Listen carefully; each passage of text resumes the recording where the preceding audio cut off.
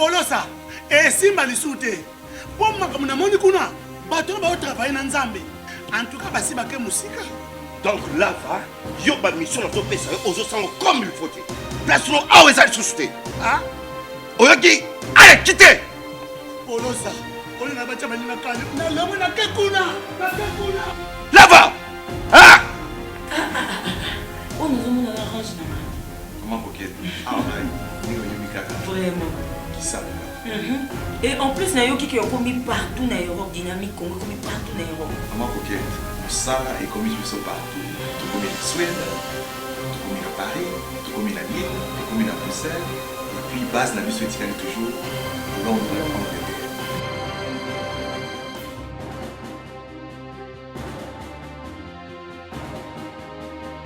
Biso na dynamique Congo. Toza ko avancer na nkolo.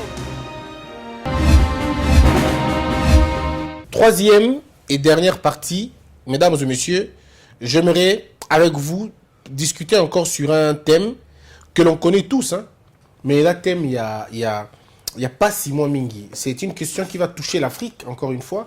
Ce panafricanisme, ce courant créé bien avant 1900, avant la conférence nationale, disons la conférence internationale sur le panafricanisme, c'est vrai, il y a eu des gens qui ont écrit bien avant, des gens qui ont pensé que ce courant était important, des gens qui ont pensé comme moi que on devrait arrêter ce courant-là de l'esclavage et aussi cette sorte d'animalisation de l'homme noir, hein, il faut dire.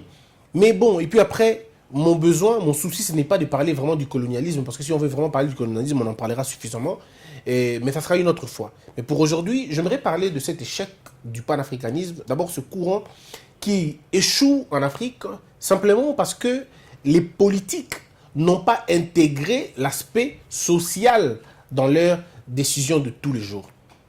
Nous avons créé deux mondes en Afrique. On a créé deux mondes en Afrique. Le premier monde que nous avons créé, c'est le monde de la honte. C'est le monde du déshonneur. C'est le monde de la désolation. C'est le monde du ridicule, où nous avons des décideurs qui se comportent comme de petits garçons devant les Occidentaux, qui sont comme des petits enfants devant les Occidentaux, qui partent demander la permission aux Occidentaux, qui continuent même à soutenir certaines thèses selon lesquelles les Occidentaux seraient beaucoup plus intelligents que nous. C'est des gens qui demandent rien aux Occidentaux quand ils viennent chez nous, alors que nous, on nous demande tout quand nous allons chez eux. Ce sont nos dirigeants qui nous ont affaiblis de façon vraiment littéralement. Ils nous ont affaiblis. C'est des gens qui ont permis le massacre. C'est des gens qui ont permis les crimes économiques. C'est des gens qui ont permis le pillage, simplement parce qu'à eux, on allait donner quelque chose. C'est des gens qui ont accepté que les Occidentaux nous mettent dans des conditions dans lesquelles on se trouve. Ce n'est pas de la xénophobie, mais c'est plutôt un rappel historique à nous, jeunes Africains, et surtout cette génération. Mais le plus grand piège, c'est le piège de tous ces jeunes gens africains qui sont allés vivre à l'étranger, qui sont allés mettre au monde à l'étranger et dont les enfants ont grandi dans ce système d'abétisation collective.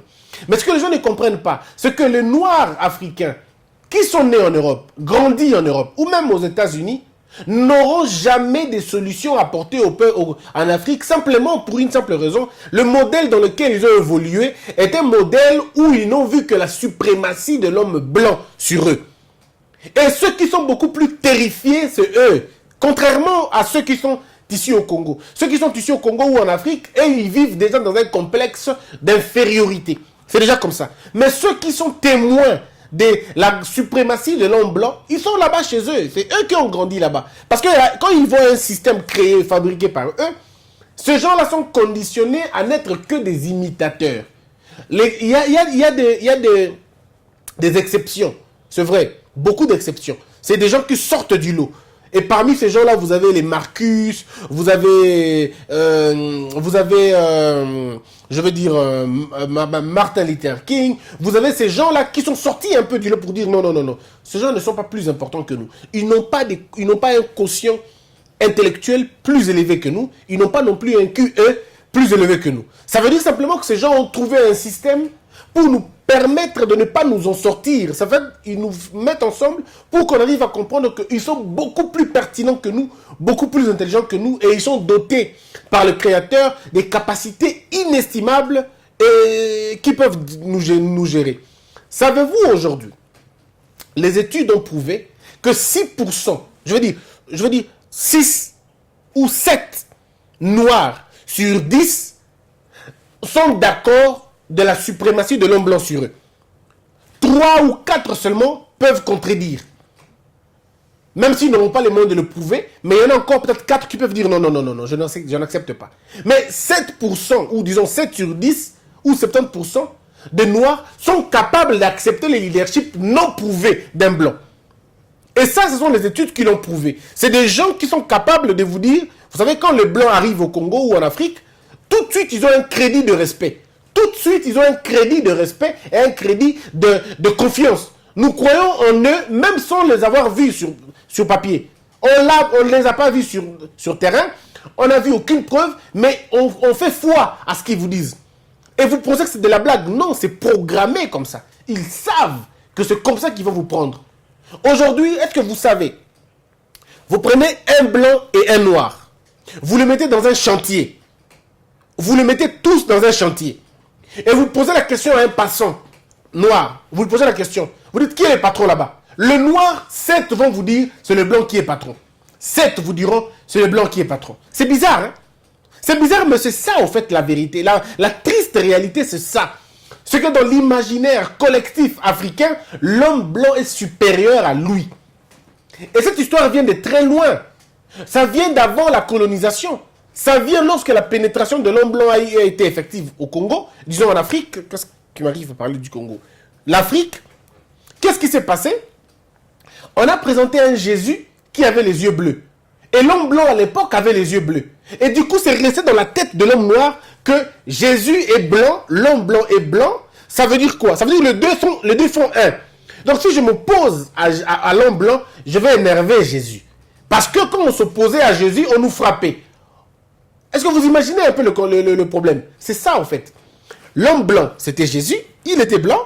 Lorsqu'on disait non à Jésus, on voulait nos dieux au Congo, qu'est-ce qui se passait? L'homme blanc nous tabassait. Et l'homme blanc nous a même dit la même chose. Donc si tu t'opposes à moi, tu t'opposes à Jésus. Bon, alors c'est Jésus qu'on nous a fait comprendre qui était le Dieu à l'époque. On nous a fait comprendre, c'était lui, sans qu'on le comprenne. On nous a empêché de raisonner, mais de croire tout simplement. Et donc, qu'est-ce qui se passe? Personne ne va s'opposer à l'homme blanc. Et du coup, la régression va commencer. Ah, donc si on ne peut pas s'opposer à l'homme blanc, parce que tout ce qu'il dit vient de Dieu, et Dieu, nous croyons, il est omnipotent, omniscient, omniprésent, il nous voit même dans le secret, ce qui n'est pas faux, hein. Il nous voit même dans le secret. Alors on oppose la religion à un noir, on dit non mais écoute, tu ne peux plus réfléchir comme tu le faisais avant, il faut croire maintenant. Ce que tu ne comprends pas, c'est du domaine de Dieu. Ne va plus loin dans tes recherches, laisse tomber comme ça. Et c'est comme ça. On t'empêche d'aller plus loin. On te dit, ce que tu ne comprends pas maintenant, ce que ce Dieu ne veut pas que tu comprennes. On va finalement remplacer beaucoup de théories de réflexion en des théories d'acceptation et d'aliénation. Si tu ne sais pas travailler, c'est Dieu qui n'aime pas que tu travailles. Si tu ne sais pas, tu n'as pas travaillé, tu n'as pas d'argent, ce que tu n'as pas la chance, c'est que Dieu ne veut pas. Donc, tout ce que l'homme noir ne comprend pas, c'est Dieu ou c'est Satan.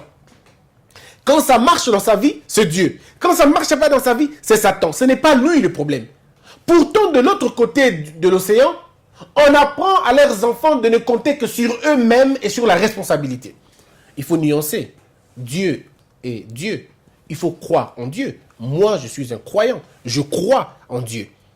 Mais ce que je ne crois pas à un Dieu qui a des peuples privilégiés et un Dieu qui regarderait le peuple congolais ou le peuple africain comme un peuple de miséricorde, disons, comme un peuple inutile. Non, je pense que il y a eu un problème de communication et nous avons cru en ça, on est tombé dans cela. L'Africain parle beaucoup du christianisme, il parle beaucoup du christianisme, mais il oublie que s'il était né en Asie, il serait certainement bouddhiste.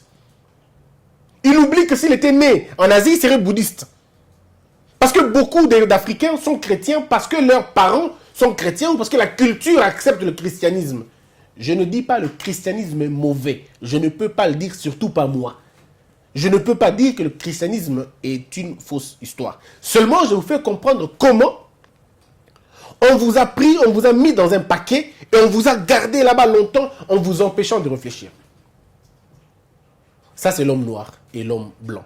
L'homme noir, dans sa tête, tout ce qui vient de l'Occident est bien. Tout ce qui vient de l'Occident est bien. Vous allez le remarquer, mon frère, mes frères, remarquez. Il est possible, quand vous demandez, vous mettez un noir et un blanc, et vous posez la question, ce qui est le bungi, vous fouillez le boussonan, il va te dire, fouillez le noir. Non, il faut la fouiller. C'est un peu comme si les blancs sont nés avec le respect, et que les noirs doivent tout prouver pour avoir ce respect-là. Ce qui est bizarre, c'est que ce complexe est allé jusque même dans les églises. Quand c'est un pasteur blanc qui vient prêcher en Afrique, mais il fait de plaies énormes, pour la simple raison, il est blanc. Et lorsque c'est le pasteur noir qui veut faire la même chose, on lui taxe de choses. Ah, mais non, il fait tout à l'heure, nous, il y a cause à la boue, il y a cause à la boue, cause à la boue, cause à la boue. Un peu comme si le blanc, lui, n'a pas de problème, en fait. Les gens ne peuvent pas le comprendre. C'est dans notre subconscient que cela se passe. Ça dépasse notre entendement parce que c'est rentré dans nos gènes un peu, quoi. C'est resté comme ça. Mais avec ça, cette mentalité, le panafricanisme a été court-circuité à un moment donné. A fait face à des vrais défis. À de vrais défis. Mon temps aujourd'hui, je ne vais peut-être pas parler de la colonisation, même si je me suis emporté là, j'en parlerai peut-être prochainement.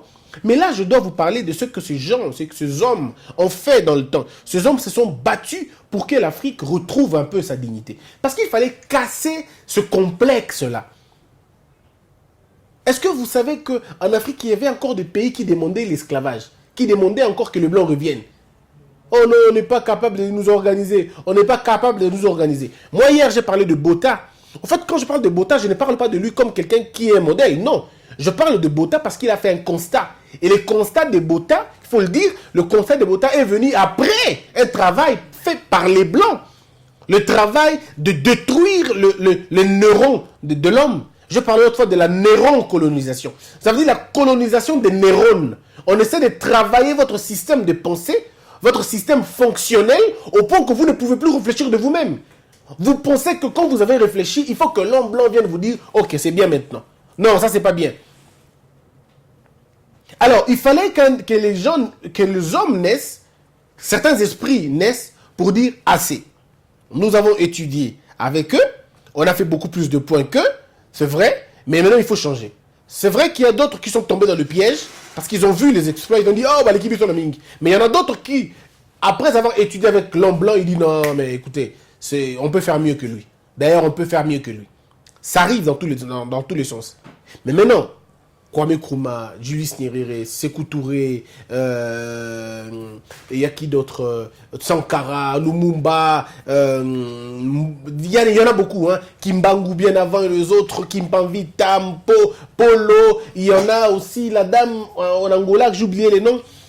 Il y a eu des hommes et des femmes africains qui se sont levés pour dire « Niet ». Le panafricanisme, quand il arrive, ces gens-là, ce courant-là disent non, mais écoutez, ce courant-là, ces hommes-là disent non, on ne peut pas continuer comme ça. Pourquoi nous devons porter les noms des autres et eux ne portent pas nos noms? Si nous sommes égaux, pourquoi ils ne portent pas nos noms? Pourquoi il n'y a aucun Français qui a le nom de Eyenga? Pourquoi il n'y a aucune Allemande qui porte le nom de Sundiata? Pourquoi il n'y a aucune Espagnole qui porte le nom de Mbenga ou de Tando? Pourquoi il n'y a pas? Pourquoi c'est seulement chez nous où on trouve Roberto, Marthe, Fulgence, Jean, Marc, Robert, et puis on parle même de Christian, même moi Christian. Pourquoi seulement nous? Pourquoi en Asie il n'y a pas ça? Pourquoi en Asie tout le monde s'appelle, il y a des gens qui s'appellent Jinping, il y a d'autres qui s'appellent Hiro, il y a d'autres qui s'appellent Kat. Pourquoi eux ont leur nom traditionnel et pourquoi pas nous? Bon, pourquoi nous prenons nos noms traditionnels, nous les mélangeons? Pourquoi on mélange même? Pourquoi on dit non, ça c'est le nom de baptême? Quel baptême? Ce n'est plus un baptême, maintenant là ça devient une sorte d'inanition, ça devient une sorte d'aliénation, ça devient une sorte d'abétisation. Voyez-vous? Donc, il y a eu ce courant-là. C'est pourquoi vous allez voir ces gens, Kwame, Julius avait ce nom, le nom des autres. vous avez Sekou, vous avez Cenk Atadiop, vous avez... Non, ils sont nombreux, des gens qui n'ont porté que leur nom traditionnel, qui ont refusé de prendre les autres noms. Thomas Sankara, c'était finalement une sorte d'exception, hein. Thomas Sankara et tout. Mais vous avez des gens comme Kadhafi, Mohamed et tous les autres. C'est vrai qu'il avait des noms aussi, à un moment donné, occidentaux. Mais il y a eu une volonté. Lorsque Mobutu comprend ces choses, Mobutu dit non, moi il faut que j'arrête cette histoire de porter les noms des autres. Pourquoi on va m'appeler Désiré? Pourquoi je m'appellerai Joseph Désiré? Il faut que j'enlève, que je garde Mobutu, Sesekou, Kugumbendu, Wazabang. Donc moi par exemple, Christian comme ça, je porterai le nom de Bosembe Lonkando, Hussein Kangaba Ngelanke, Manke Mangele, Tafé, Djendeta, le Toke Tumba, Bapo Kela Joy. Ça doit être mon nom et ça doit le rester. Et d'autres ah non, je m'appelle Kamanda ou Kamanda. Et c'est comme ça que ça doit se passer. Et vous ne pouvez pas changer ça.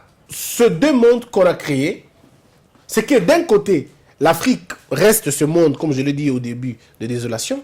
Mais les mondes qu'on a ensuite créés, c'est ce monde d'inégalité. Où vous avez, dans la même désolation, il y a des gens qui souffrent terriblement alors qu'ils manquent tout. Et vous avez des gens qui ont tout. Et il n'y a pas une classe intermédiaire. Mais les gens se sont créés cette classe intermédiaire, c'est la classe de ceux-là qui ont accepté de se transformer, disons, de se modeler au monde. Au Congo, par exemple, ceux qui gagnent beaucoup plus d'argent, soit ils sont pasteurs, soit ils sont musiciens, soit ils sont politiciens. Et vous allez voir que ce sont ces secteurs qui ont détruit notre génération. Pas tous, mais beaucoup. Le mal vient de nos pasteurs qui refusent de regarder le message et prêcher le vrai message. Ils ont modélé le message pour avoir beaucoup plus de gens. Ils sont tombés dans le piège du populisme. Ils sont tombés dans le piège de la foule. Ils veulent avoir la foule. Pourtant, Christ a demandé à la foule de s'asseoir avant tout. Mais eux veulent prêcher une foule qui n'est pas assise. Et ces gens ne veulent même pas s'asseoir.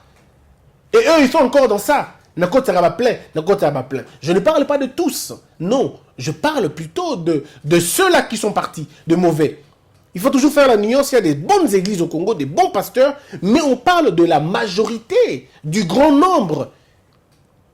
Et vous avez la politique qui n'est plus l'art de servir les gens, mais c'est de se servir. Et je ne parle pas de la musique qui est aujourd'hui une musique pornographe. Donc, nous avons créé ce monde-là d'inégalité. Et des gens qui souffrent, des gens qui n'ont rien. Et ce sont ces personnes-là qui ont formé un mouvement, soit des voleurs, soit des casseurs, soit des bastions d'insécurité. Et comment ça se passe généralement? Les politiciens africains ont compris que vaut mieux maintenir ces gens dans la pauvreté parce que ces gens vont nous servir lors des prochaines élections pour créer les désordres. Et qu'est-ce qu'ils font? Ils viennent, ils donnent à ces milieux défavorisés l'accès de vendre la drogue, de vendre les boissons alcooliques, de vendre n'importe quoi. Et c'est des coins qui sont défavorisés et même oubliés. En Afrique du Sud, vous le trouvez. Au Nigeria, vous le trouvez. À Kinshasa, vous le trouvez. Et au Mali, vous le trouvez. Vous trouvez ces camps-là. Et vous allez vous rendre compte que le pourcentage de criminalité, le pourcentage de désordre, c'est généralement dans ces coins défavorisés. Surtout ni Kulu ne utua pe bako bisayo Kaluka, bako bisayo Njili, bako bisayo côté ya ba kaka ba quartier oyo eza défavorisé. Place oyo batu misala ezate, place oyo éducation ezate, place oyo bana makokite ba jeune wana olié ba pesa bango misala. Olié ba canaliser ba énergie na bango pour que bazo misala batiki bango bongo na nko. Batiki bango bongo na nko et puis laisser aller koti. Batiki li bango occasion ya koteka diamba. Il y a côté à Guéné, il y a côté à Masanga Yamabe, parce que ces jeunes gens-là ne doivent pas étudier, parce que ce sont des armes qu'on va utiliser aux prochaines élections pour contredire les autres, embêter les autres, s'aimer les désordres, et on va leur donner du pain, on va leur donner à manger, on va leur donner un peu de bière, et puis après l'élection, on les oublie encore. Et qu'est-ce qui se passe? Ces jeunes gens vont se reproduire. Ils vont se reproduire au point de constituer une bonne masse, une bonne population, et nous sommes là dans une bombe à retardement. Et c'est là le problème du Congo, le problème de Brazzaville, le problème de l'Afrique du Sud. Vous avez les jeunes sud-africains qui sortent dans la rue, détruire, voler, casser, piller. Mais si vous autopsiez tous ces gens, vous allez vous rendre compte que c'est des fumeurs de chanvre, c'est des gens défavorisés, ils n'ont jamais été à l'école, ils n'ont pas l'information, ils se sont eux-mêmes déconsidérés, ils n'ont pas d'estime pour eux-mêmes, ils ne voient plus rien dans l'avenir. C'est des gens qui vivent le présent. Parce que nous, le leadership africain n'a pas intégré ces gens-là. Nous avons considéré que ces gens-là sont inutiles, on doit les laisser comme ça. Et aujourd'hui, ça commence à devenir pire. Parce que vous pouvez créer le mal, mais vous n'allez pas le contrôler. On ne contrôle pas le mal. Le mal, vous pouvez le créer, oui, mais vous ne pouvez pas le contrôler. Ces hommes, nos politiciens, malheureusement, ils ont créé la pauvreté africaine. Ils ne sont plus en mesure de le contrôler. Vous savez, tous les groupes armés en Afrique sont composés 90% par des chômeurs, par des gens qui n'ont pas d'emploi, par des jeunes gens oubliés. C'est là le problème. La pauvreté en Afrique tient en échec cet esprit de panafricanisme. Et vous avez deux types d'Afrique. Ceux qui parlent le bonheur de l'Afrique et ceux qui vivent la galère et la souffrance de l'Afrique. Aussi longtemps qu'il n'y aura pas réconciliation de ces deux mondes-là, ça ne marchera jamais. Nous avons le paradis et l'enfer sur une même terre. Quelle juxtaposition terrible comme ça. Vous avez une opulence insolente et vous avez une médiocrité honteuse. Alors, en ce moment, ça ne marche pas. Il faut donc que nos dirigeants actuels comprennent qu'il est temps de changer de politique. Maintenant, il faut travailler pour combattre efficacement la pauvreté. Et la seule façon de combattre la pauvreté, c'est de bannir l'égoïsme. C'est de bannir, de combattre la corruption, de détruire les instruments les édifices des enrichissements illicites. Cette mentalité de moi et pas les autres. Nous devons aller dans ça. Nous devons aller dans l'idée de réapproprier l'Africain de son Afrique. Réconcilier l'homme et sa terre. Responsabiliser les hommes par l'éducation. C'est comme ça qu'on fait pour faire mieux les choses. Vous voulez que l'Europe ne nous domine pas. Vous voulez que l'Asie ne nous domine pas. Mais essayons de voir. Pendant ce temps, que font les enfants africains, les enfants européens? Ils sont dans les écoles, d'autres dans les laboratoires. Que font les enfants asiatiques? La majorité se trouve dans les écoles, dans les laboratoires. Les enfants américains, ils sont dans les laboratoires et dans les écoles. Mais les nôtres sont où? Les nôtres sont où? Disons-nous, posons-nous la question. 1. Dans les mines, en train de creuser, au lieu d'aller à l'école. 2. Dans nos rues, en train de quémander ou d'accompagner leurs parents aveugles, en train de demander de l'argent. 4. Ils sont remplis dans les églises parce qu'ils sont sorciers, et ainsi de suite. 7. Ils sont dans des foyers, je ne sais pas moi comment. Et bref, vous avez une petite partie de vos enfants qui se trouvent à l'école. Et même cette école, elle n'est pas une école compétitive. C'est encore une école d'aliénation où on apprend à vos enfants qui sont inférieurs aux enfants des autres. Comment voulez-vous avancer? Comment voulez-vous changer les choses avec une mentalité comme ça? Vous soumettez vos enfants à un probable esclavage. Vos enfants vont être les serviteurs des autres. Parce que les autres sont dans les lieux. Ils sont dans des lieux d'études. Vous êtes dans les lieux de distraction. Regardez les enfants noirs, comment ils sont. En Asie, il y a aussi des enfants comme ça qui sont dans les mines et tout. Mais la majorité, c'est sûr en Afrique. Où vous avez les enfants qui sont nakati ya mine kuna. D'autres se trouvent nakati na libanda en train de kuteka ba mai ba mapa pendant les heures de l'école où c'est supposé que bana batanga. Vos enfants sont encore dans la rue en train de vendre les cacahuètes, en train de vendre de l'eau. Vous avez fait de vos enfants des adultes, des enfants de 12 ans, de 13 ans qui prennent en charge toute une famille. Alors, vous avez sémé la haine dans ces enfants-là. Vous avez créé un conflit générationnel. Il y a ces enfants qui regardent vos enfants comme ceux qui ont réussi et eux n'ont rien à voir. Voilà pourquoi ils pillent vos enfants, ils les volent, ils les ravissent des choses dans les rues. Parce que c'est la jalousie, ils se disent, mais qu'est-ce que nous avons fait pour ne pas mériter tout ça? Non, réconcilions-nous avec nous-mêmes avant de penser développement d'Afrique. Le Gabon, le Nigeria, l'Afrique du Sud, le Congo, le Cameroun, la Côte d'Ivoire, les deux Guinées, l'Éthiopie, la Somalie, le Rwanda, l'Ouganda, le Burundi, et tous les autres pays, Mali, Érythrée, île Maurice, et tout ça, tous ces autres pays-là, le Tchad et tout, nous devons nous unir et définir ensemble des politiques correctes, de politiques qui vont aider à détruire la pauvreté dans sa cellule de procréation, en fait. Nelson Mandela disait que la pauvreté est une invention de l'homme. Donc sa solution ne viendra que des hommes. Merci de nous suivre. Je passe tout de suite aux questions.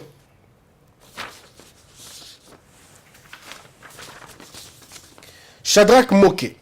Aussi longtemps que l'UDPS sera le parti numéro 1 du peuple ici au Congo, nous allons toujours demeurer contre le propos de ceux qui présenteront Kabila comme un leader de la politique, car l'histoire a changé. Dibanga Raina. Les jeunes qui se battent entre eux pour la cause de Kabila et Tshisekedi doivent avoir honte, car au moment où ils le font, leur leader se partage un verre de champagne. Lucien Youssoufou. À l'époque de Zaïre, les Sud-Africains se faisaient soigner ici, mais nous leur avons causé aucun tort. Ce que nous subissons est une honte, car ceux qui étaient hier derrière nous deviennent le premier à nous dresser. Je vous rappelle que l'Afrique du Sud dépend du Congo à au moins 30 ou 38% d'électricité. Le jour où on va dire que bon, tout catalan courant, on a quelques heures et vous avez un crime contre l'humanité. On va attaquer le Congo pour un crime contre l'humanité. Parce que plutôt na bango, ou ils ont na bango, na couveuse et d'autres qui sont dans la respiration artificielle, belé. Beaucoup de programmes dépendent de l'énergie. Surtout 48 heures sur le chaos et le Congo a des problèmes de justice. Le Congo va attaquer parce qu'ils dépendent de nous. C'est ce qu'ils ne comprennent pas. Le jour où beaucoup d'usines ne travailleront plus et aux possibilités. Mais ça m'étonne si on peut essayer pour voir ce que ça va donner. René Moukamba. Christian, la situation des 15 millions devient politisée par le FCC qui cherche à tout prix ternir l'image des Camérés face à Félix. Ils savent qu'aussi longtemps que Vital sera là, la corruption ne prendra pas la tête des institutions. Moi, je pense que il y en a qui travaillent ce dossier pour essayer de mettre un peu beaucoup de problèmes entre les deux hommes. Mais je crois qu'en même temps, la justice doit faire son travail. Edmond Likouni. La vie des Congolais dépend non seulement de 15 millions de tournées, mais de la sincérité dans la gestion des institutions. Félix et Caméré savent qu'ils sont tous notre espoir. Nous leur tenons à l'œil. Voilà. Ici. Parmi les cadres que Kabila ne voulait pas voir dans le pouvoir, qu'il a confié à Félix, se trouve Caméré, qu'il traite d'un opportuniste. Mais le père de tous les Congolais est Félix Tshisekedi. Wesley Nani. Christian, la politique au Congo est un terrain qui enrichit nos autorités. Il suffit d'avoir un poste dans une semaine pour devenir riche et avoir des immeubles partout. Mariam Eyenga, nous sommes petit à petit en train de comprendre que ce pays se dépièce par les gens de l'Est Swahili, les gens du centre Baluba. Leur complot est la blessure la plus douloureuse que personne ne supporte. Bruno Foucha. Fachi a promis de réformer l'armée, mais je me demande que le président est un civil. Sur base de quelle expérience militaire il va appliquer cette réforme. Je demande qu'il s'associe à des experts militaires de Mobutu, abandonnés par Kabila pour avoir les bons arguments. Il peut chercher n'importe où, vous savez. Pour réformer l'armée, vous n'allez pas inventer une armée. Vous allez calquer les modèles qui a réussi ailleurs et vous allez maintenant contextualiser ce modèle-là chez vous. Vous pouvez inventer, ce n'est pas un problème. Mais je me dis toujours que les modèles sont toujours là. L'armée, Force armée zaïroise, c'était parmi les meilleures armées en Afrique. Donc, ou alors vous prenez le modèle libyen, qui était aussi un vrai modèle africain. Donc, on peut juste prendre ces deux modèles-là. On essaie un peu de mixer le modèle libyen et les modèles phase. On le met ensemble. On peut donner un autre courant, moderne maintenant, et puis ça peut marcher, je crois. Et ça, on n'a pas besoin d'être militaire pour comprendre ça. On a juste besoin d'être quelqu'un qui comprend, qui peut combiner, fédérer les idées, les expériences, pour que ça marche. Rabi Mouvuraku. Le programme de Ilunga est trop ambitieux mais mal rédigé. Le Congo mérite mieux que ça. Notre œil n'est pas le premier ministre, mais le président de la République. Veillons, chers frères, veillons pour que le Congo avance. Ne soyez pas distraits. Bon se distraire, le malheur du Congo ne choisira pas votre camp politique. S'il vous plaît, arrêtez de soutenir ce qu'il ne faut pas soutenir. et arrêtez de combattre ce que vous ne pouvez pas combattre. Je pense ici que le malheur du Congo ne choisira pas que vous êtes du PPRD ou vous êtes du FCC. Ça ne choisira pas. Lorsque l'hôpital est détruit, lorsque vous venez vous faire soigner, ce n'est pas parce que vous êtes du FCC ou de Cash que vous aurez la vie. Si l'hôpital est détruit, on paiera tous le prix. Si les routes sont détruites, nous allons payer tous le prix.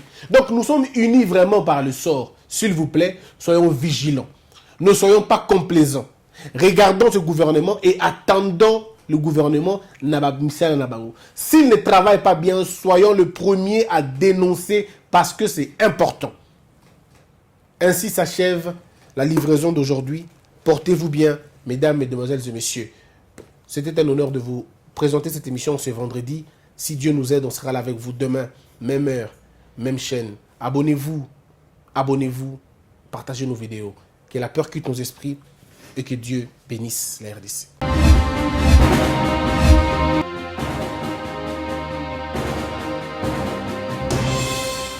Patron nga Polosa, esimba lisute. Pour makambo na moni kuna, bato ba travailler na Nzambe. En tout cas, basi ba ke musika. Donc là, yo ba mission na to pesa ozo sango comme il faut. Place no awe za susute. Ah? Oyoki, allez, quittez. Polosa, on na ba chama ni na kali. Na lomo na ke kuna. Là-bas. Ah! Oh, nous avons arrangé. Comment coquette? Ah, Vraiment. Qui ça? Et en plus, il y a qui ont commis partout dans l'Europe, dynamique, Congo, commis partout dans l'Europe. Comment coquette? Ça est commis partout. Tout comme en Suède, tout comme à Paris, tout comme à Lille, tout comme à Bruxelles. Et puis, base la mission éthique toujours Londres, Angleterre.